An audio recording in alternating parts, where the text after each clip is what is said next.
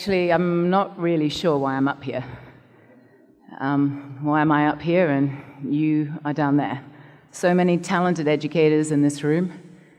And apart from a minute of madness when I filled in a Google form, I don't really deserve to be up here. I'm not especially qualified or smart, so why am I up here when there's so many of you down there? But here I am, because I did fill in a Google form. So this is me. Married for 22 years, mother of two, 50 years old. I have a graduate degree, an MBA, a master's in ed leadership. I have a diploma in Mandarin studies and nearly 20 years in education in a variety of roles, including leadership. I've played rugby and field hockey at the international level and many other sports at college level. I've overcome a number of heartbreaks in my 50 years, and yet here I am still wondering, what story could I possibly have to tell? Because you see, this is me.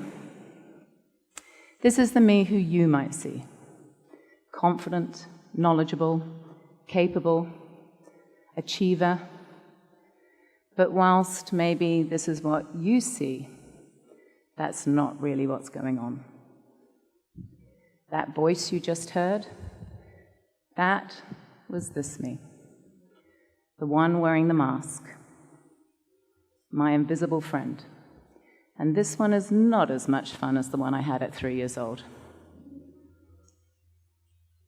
This invisible friend sits right here on my shoulder, whispering constantly, "You are not good enough. You're faking it. You're fooling nobody. They will catch you out soon because you are an imposter."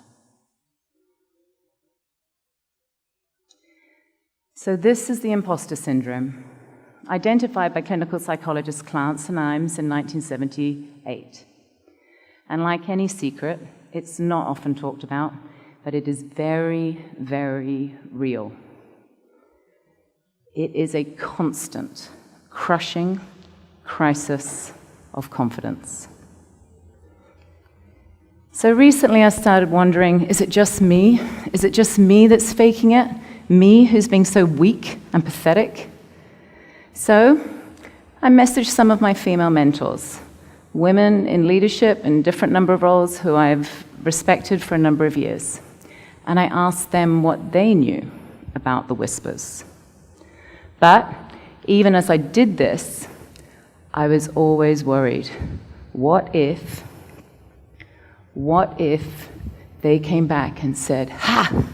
I knew you were faking it." But they didn't. In fact, all 6 of them shared their own whispers and a flurry of research to access. There was some comfort in knowing that I wasn't alone. But this is also disconcerting. If these incredible women at the peak of their careers, with wonderful families, Pinterest-style houses, and great marriages, if they were also suffering this crisis of confidence, what chance did I have? So this self-doubt, not very sexy, is it? Not actually even attractive. In fact, it's downright embarrassing. So we don't talk about it or acknowledge it. But I'm a bit like a dog with a bone, so I kept digging. And if you Google imposter syndrome, you get Maya Angelou, Sheryl Sandberg, and Pink. If you Google men and imposter syndrome, ready? Einstein. Einstein, who reflected that perhaps he was really just a swindler. Now, I know that being surrounded by the greats is supposed to make me feel better, but it makes me feel worse. Maybe I should start listening to these whispers. So research shows that our whispers originate from our psyche and our childhood experiences. So thinking back through mine began in my teens. I am a third culture kid. I was raised in Hong Kong. Hong Kong is the city of bling, where even our sunsets are perfect. Hong Kong is a city full of bravado and hot air, but it's pretend. Flashy cars and titanium credit cards, all for show. In Hong Kong, you are successful or you are no one. So by 13 years old, I was already 5'10", and, well, curvy. Yeah. I was strong and I was fit and I had a social life and I did pretty well in school. But in Hong Kong, there is always the expectation of perfection. So you go shopping in Hong Kong, and the largest dress size is a 10. Never going to happen. So I got creative with my fashion choices and fashion design, and so the whispers began. At 14, I got my heart broken. I had failed. At 14, I had not made selection for the Asian Games hockey squad. And even my coach could not console me when she reminded me that I was 4 years younger than any other member of the squad. At 14, already my reality had become warped, and the whispers grew louder, and my invisible friend found a home. So research tells us that 70% of professionals are affected by imposter syndrome. That is 7 out of 10. So in one row here, only 3 of you have never heard these whispers. Just 3. And that's not okay. Why do so many professionals, high achievers, believe that they are living a lie? But being a mother and an educator, my focus then shifted from me to our young ones. Was it okay for 7 out of 10 of our children to live with these whispers? And as I researched, my anger grew. Because if I thought I had it hard in the city of bling, our children have no chance. Our children are a generation who seek out metrics. Society has programmed them to measure themselves, their worth, against each other, against society's expectations, and yes, against grades. We have created a culture that craves validation. Facebook was launched, it was designed just for college students. They were the perfect customer base because they're desperate for validation. And Facebook provided this with post after post of success story. All their in pictures and 100 likes. They kept telling our children, aim for perfection, but kept moving the goalposts. So our children are never going to measure up. They're never going to achieve the acceptable number of likes. Instagram, the most addictive app on social media, and the worst platform in terms of its effect on mental health of young adults. If you look at any Insta feed, everyone is perfect. My God, even the food is perfect. Social media encourages our children to present personas of themselves because they are not enough. Society tells our children, be better, be yourself, be authentic. No, wait, stop, be better than authentic. And therefore their whispers grow. But society, sorry, missed one. So there you go. And we say as educators, we tell them this story. Study hard, do good. You'll be okay, all will be well. But then we turn around and say, no, wait, because you also need to be good-looking, pimple-free, sassy, smart, athletic, creative, world-changing, amazing, speak 4 languages, and you need to wear the right clothes.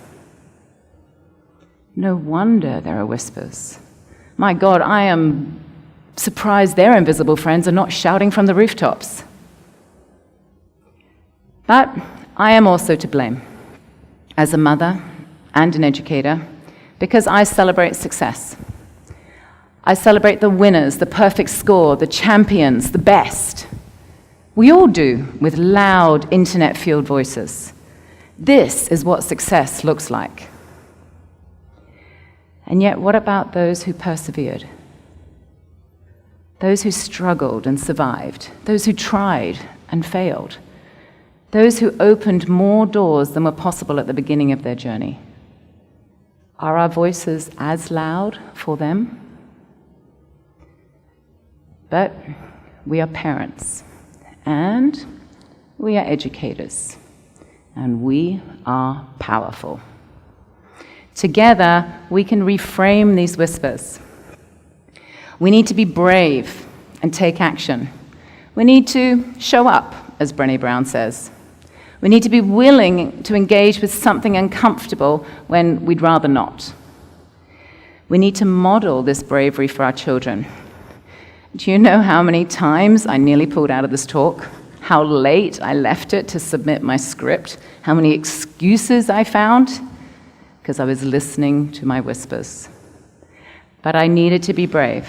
I needed to commit to reframing these whispers, and I needed to show it was okay to be scared and to be nowhere near perfect. We also need to talk. Talkers rule the world. 7 out of 10 of us have spent years building a wall of perfection, and now it is time to tear it down and stumble and get dirty and build confidence and grow. We need to build a network, support each other, pick each other up, be each other's superhero. We need to be authentic, a word I have heard a lot these last 3 days. We need to celebrate intellectual humility and develop EQ so that we and our children can know ourselves, our strengths and our areas of growth, and then rewrite that pressure of perfection to one of you are your own benchmark and nobody else's. To being authentic matters, but be authentic to self first. And we need to celebrate the amateur, the one who is always asking questions, persevering, wanting to learn and to grow. Someone who's vulnerable, Brené Brown's expertise, by celebrating the process and not the product. The whispers have no chance against those who continue to learn and to grow. And we need to continue to reassure our children that they are not judged on looks or on being perfect, but on their courage and their grit and their perseverance. How easy would it have been for me to ask my son Seamus to Photoshop my photos for this talk? So I'd look younger, not so tired, maybe taller, thinner, and not so, well, me. But both of us struggled in this. Me, because I knew there was going to be not 1, but 2 big screens, and it's raw and it's scary. But him, because at 12 years old, you always use Photoshop. Sad. So I circle back to where I began. I do know why I'm up here, and I do have something to say, Google form or not. And yes, there have been braver, smarter, younger people than me up here, and I hope to see many, many more. I've achieved lots in my 50 years, but I have got so much more to learn and to live and to be. Because this is me. I'm raw, and I'm being brave, and I'm taking action. And I plead with you to ensure that we continue to champion and celebrate our children for who they are, and not for who they think we or society expect them to be. But not just our children. Each and every one of us here, deserves to be celebrated because you showed up in so many ways these last 2 days. And you came as learners to grow and to be better. And you came to talk and to network and to support each other. And you will all leave with promises of action. So be brave, learn, be authentic, and reframe those whispers. And continue to show up. And next year, I hope to see you up on this stage. Thank you.